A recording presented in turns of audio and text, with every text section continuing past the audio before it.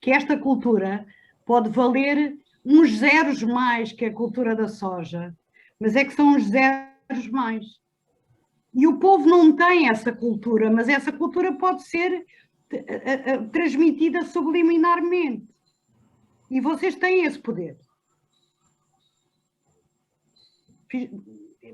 Aceitem a provocação, porque eu sou muito provocadora.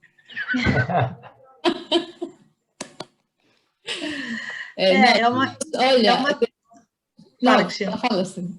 Não, pode falar.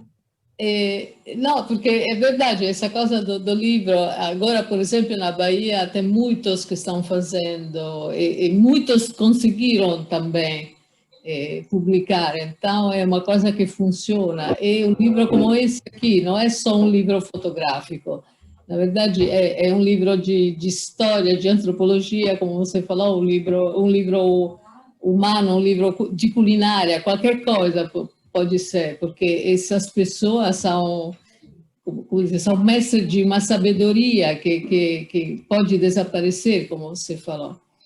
E eu tenho duas perguntas, uma muito fácil. Quantos dias vocês ficaram para fazer essa reportagem? E a segunda que você, Jason, falou que talvez essas pessoas poderiam ir para fazer outro trabalho. Você acha que tipo de trabalho poderiam fazer depois de uma coisa dessa que é um trabalho que eles, na verdade, não caberia que eles ficando na cidade, marginados, não sei, eu não consigo ver eles em outro lugar. Vocês falaram com eles dessa possibilidade? Saulo, responde sobre o trabalho em loco. Aí eu respondo sobre as outras. Aí você responde também sobre as possibilidades, pode ser? Sim. Pode. Basicamente foi poucos dias, né? Eu acho que 5, uma semana no máximo, a gente conseguiu realizar esse trabalho. O seu Silvino, ele foi muito compreensivo com a gente, foi muito acolhedor. Então, assim, eu acho que a gente até atrapalhou o serviço dele, né? De colheita, diminuiu um pouco a carga dele, mas a gente realizou em pouco tempo assim, as fotografias, né? O projeto demorou um pouco mais, mas logo mesmo foi poucos dias, acho que no máximo 5.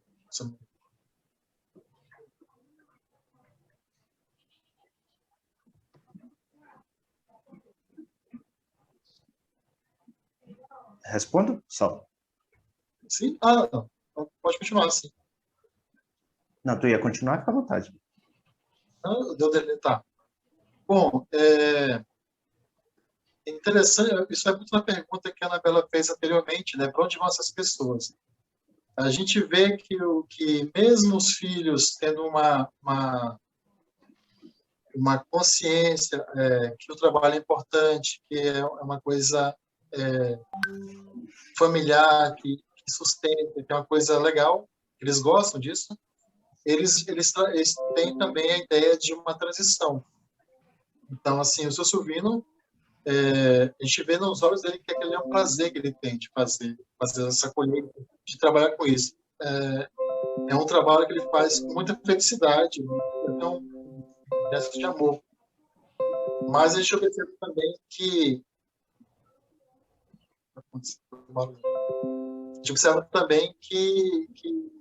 a descendência, os filhos, eles já pensam em possibilidades visando já o fim dessa prática, não sei, alguma coisa assim. O Jus pode até aprofundar mais, ele tem uma proximidade melhor com o contexto. Essas pessoas, elas já desenvolvem outros trabalhos paralelos, né? O próprio Tatu, que é esse rapaz mais jovem, ele também trabalha como pescador de peixes ornamentais, né? O dono desses pés aí. O outro rapaz da máscara ninja já trabalha como segurança de uma empresa de vigilância eletrônica. E o seu Silvino já fez outras coisas, né? Hoje ele está só no açaí, mas ele já foi garimpeiro, já trabalhou na construção civil, né? Mas eu entendo o que vocês dizem, né? Essas pessoas são esse trabalho, de fato, né? A gente vê que a simbiose desse trabalho com a vida deles é muito grande, ela é única. Mas se esse trabalho deixar de existir, as pessoas vão precisar buscar outro meio de sobreviver, né? E como a própria Cristina disse, elas podem ser que venham para a cidade, fiquem marginalizadas, não tenha trabalho para todo mundo, pode acontecer, né? Nesse sentido, eu aceito a provocação da Anabela, né? Eu gostaria muito que esse meu trabalho fosse capaz de fazer mesmo uma comoção social, que fosse capaz de chamar atenção para esse tema, para essa questão, que fosse capaz de gerar mais consciência sobre a conservação, que é da natureza, mas é sobretudo das pessoas que vivem ali naquela natureza, né?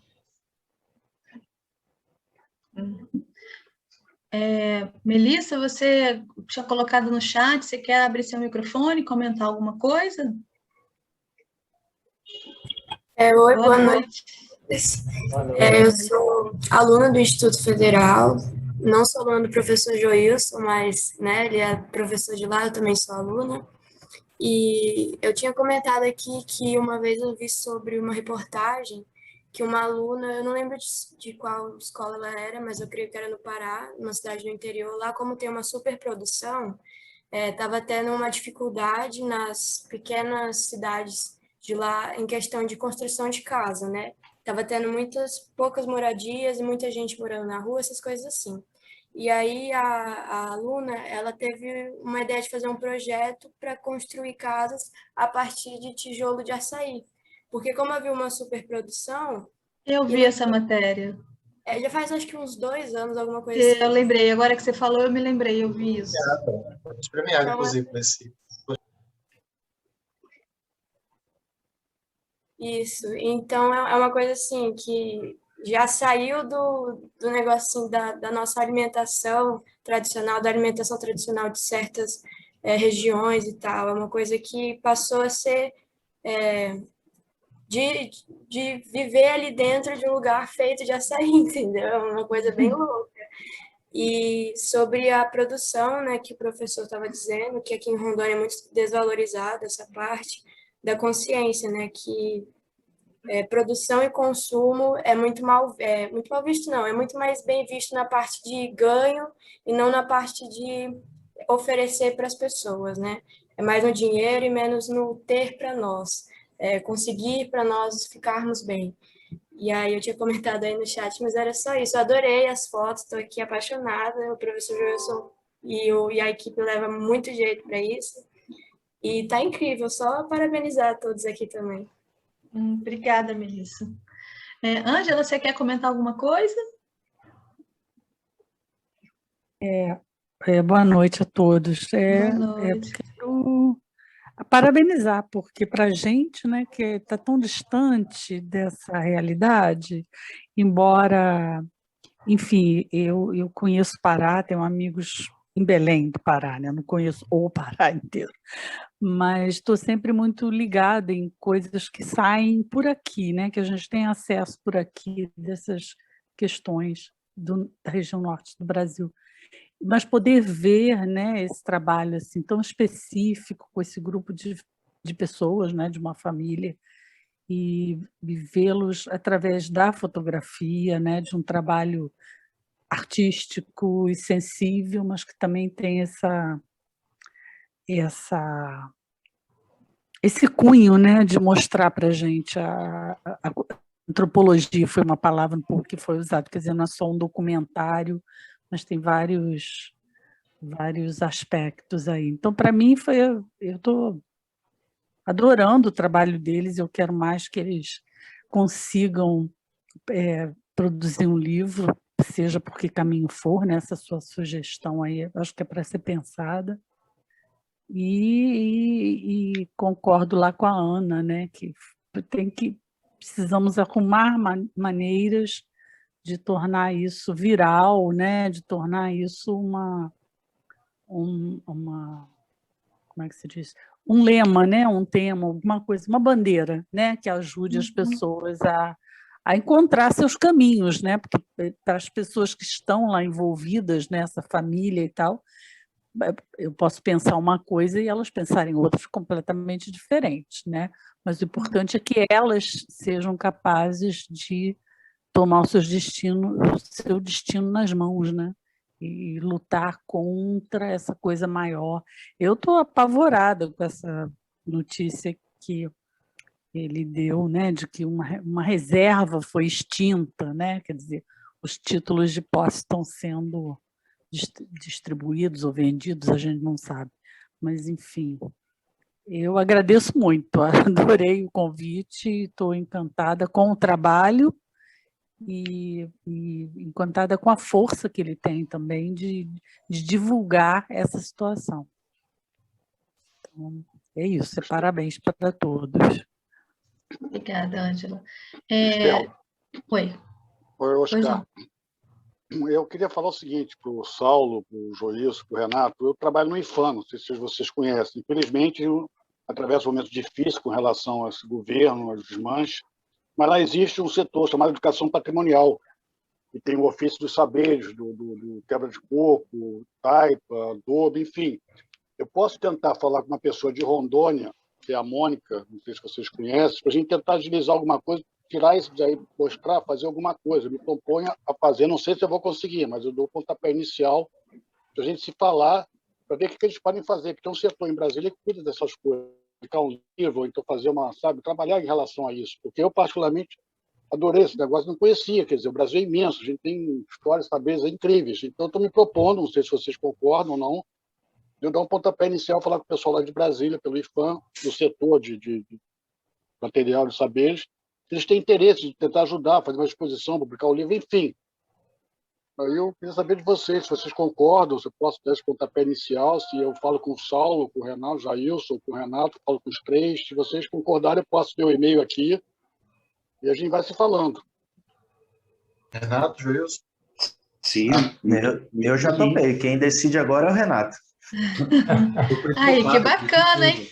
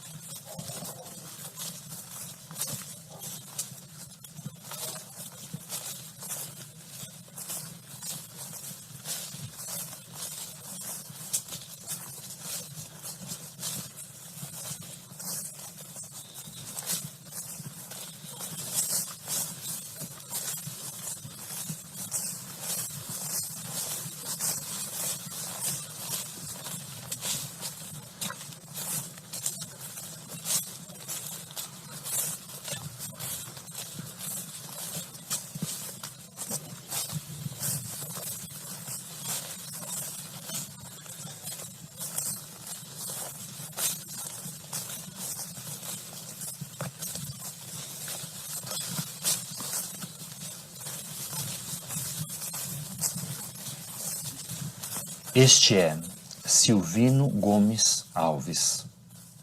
Ele tem 62 anos e vive na cidade de Guajará-Mirim, no estado de Rondônia.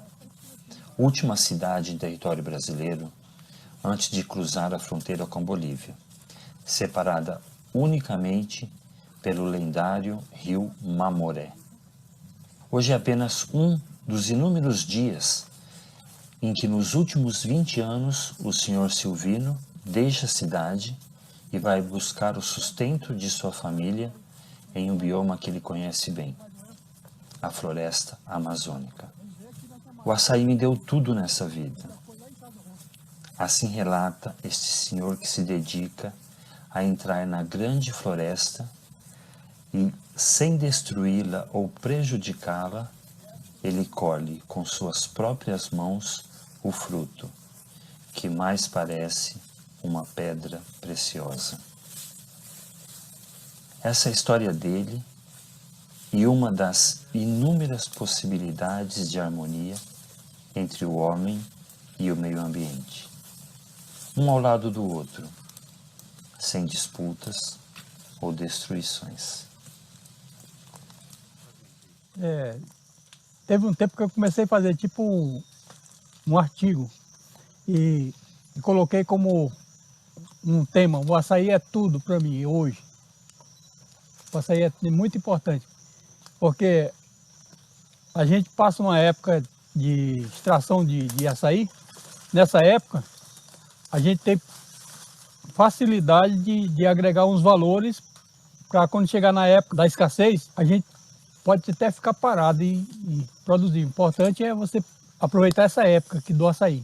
Digamos que seja um trabalho, muitas vezes pode ser um trabalho pesado, mas em outras vezes é tranquilo. Por exemplo, na hora da venda, você praticamente, como eu sou um cara que já nasci no sítio, é como eu esteja passeando, trabalhando, visitando os meus fregueses e tenho o maior prazer. Isso é algo muito importante para mim.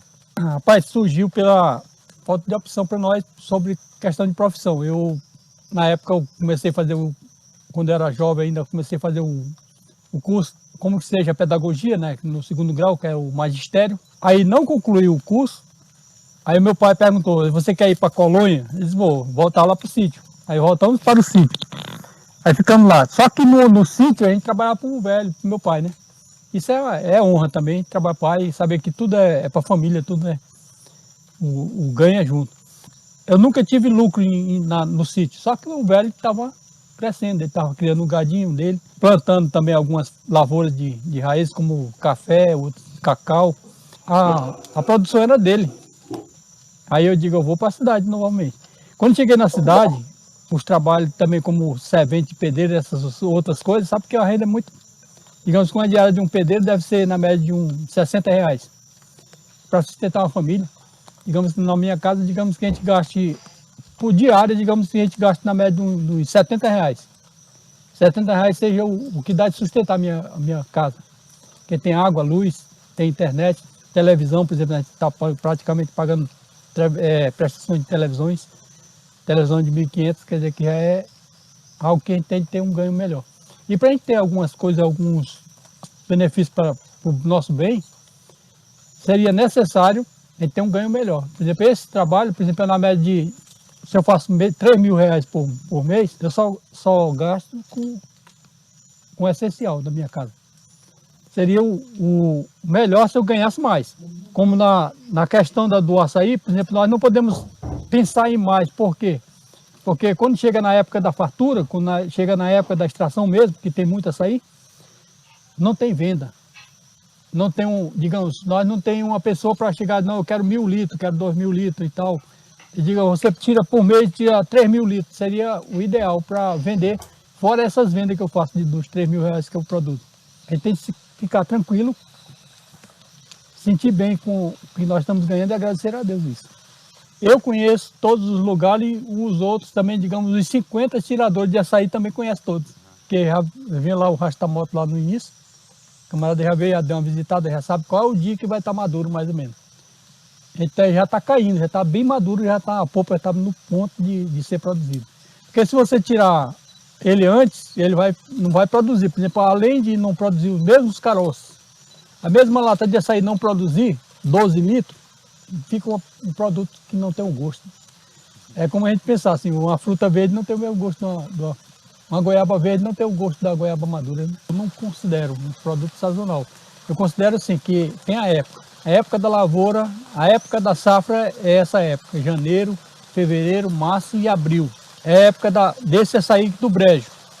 O açaí do alto, por exemplo, do Chapadão, dos Planaltos, então esse açaí vai ser na época de agosto, setembro, outubro. Tem uma época que ele vai até novembro, emenda com o do baixo aqui, esse do baixo aqui. Só que tem outra época que ele só vai até setembro. Rapaz, é muito importante você ver, a gente já tem estudado sobre questão de biologia, sobre a biomassa, sobre as vidas que existem aqui dentro dessa mata. A gente tem que valorizar. Quando se queima essa mata aqui, é milhares de vidas que produzem outras vidas. Quando tem uma mata dessa aqui tem animais que servem para os predadores daqui. Toda essa cadeia, ela gera vida também. Aí o cara diz, pô, qual é a importância de uma onça? Digamos que eu não saiba responder, mas um biólogo deve saber. Aí qual é a importância de um porco do mato? Um biólogo vai dizer, olha, ele tem a importância disso, disso, aquilo ali. Tanto para a natureza, quanto para alguém que sobrevive daquele alimento, né? Como a cadeia alimentar dele é o porco do mato, veado, paca. Nessas matas aqui tudo existe isso. Só que quando a gente não preserva, aí tem um descontrole na natureza. Descontrola tudo. Todo mundo é abalado com isso. Todo esse empenho das nações, toda ela se empenhando aí, vai ter de preservar isso aí. Eu não tenho terra para plantar um açaí, porque se eu fizesse o plantio de açaí, tanto desse nativo quanto de torceira, eu ia digamos, daqui a 5 anos tinha alguns R$1.000 a mais do que eu ganho. A gente, por exemplo, no início, a gente tinha era poucos locais que a gente ia tirar açaí. A gente não sabia de muitos locais. Por exemplo, esse local aqui, eu não sabia nem que existia açaí. Sabia só que tinha naquela parte ali que foi derrubada ali. Digamos que ali tem umas 200 hectares ali, onde tinha esses milhões de pés de açaí. Interessante. Eu posso ser até um exagero, mas digamos que não tem 1 milhão, mas tenha meio milhão de pés de açaí, é muito pé de açaí. Você pensa num pé de açaí desse aqui, dando um cacho, já é muito açaí. Tem ano, por exemplo, que ele dá uma safra, até 2 safras contínuas eles dão. Mas tem ano que ele passa 2, 3 anos sem carregar. É como esse pé aqui, também tem outros pés por aí pequenos que estão crescendo. Digamos que daqui a 5 anos, aqueles já estão dando. Esse aqui já está morrendo, ó. Digamos, esse aqui daqui uns 5 anos, 6 anos, ele já acabou já, esse pé. Tem uma região que chama Preguiça ali, em frente ao lixão. Aí tem uma região que tem para milhões de pés de açaí, que chama Preguiça. Todo ano os camaradas tiram, não carrega bem. Diz, esse ano não carregou nada na Preguiça. Até hoje, desde janeiro, estão tirando açaí lá. É porque é milhões de pés. E por isso que essa área é preservada. Por exemplo, entra fogo, mas quando nasce o fogo, é como eu falei antes, aquelas sementes que estão dormentes, que estão adormecidas no chão, ela passa 10, 20 anos lá. Aí quando passa um foguinho, aí nasce aquele canteiro, nasce aquele monte de pés de açaí. Nasceu pé de açaí que a gente sobe neles bem baixinho. Digamos, com 4, 5 anos eles estão produzindo novamente. Já estão produzindo e a gente já está colhendo lá nesse lugar. Aqueles pés velhos vão caindo, vão ficando tortos e ninguém vai subindo mais nele enquanto. É importante entender que a natureza ela se regenera. Se você não... Eu já tive uma experiência no sítio que meu pai tinha, ele fazia uma roça, aí plantar capim.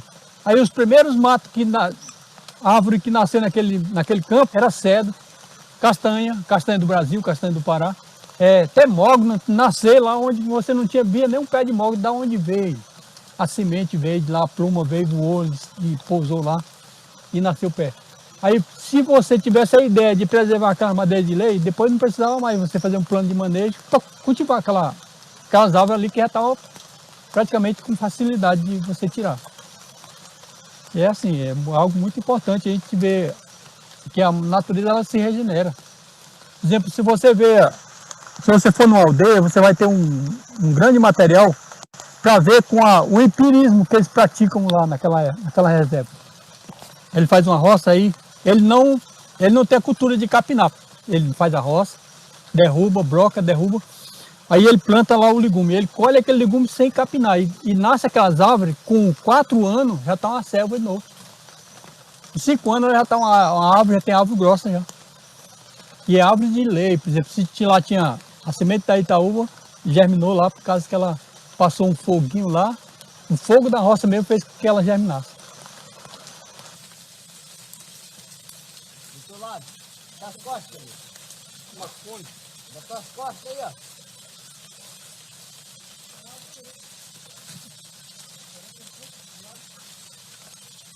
Puxa logo, cara. Não vou não.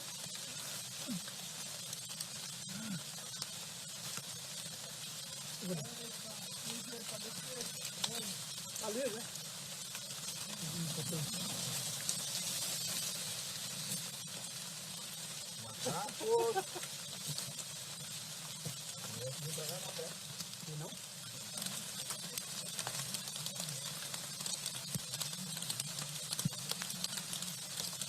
Não machuca a mão, não? Ele está acostumado já. Está calejado.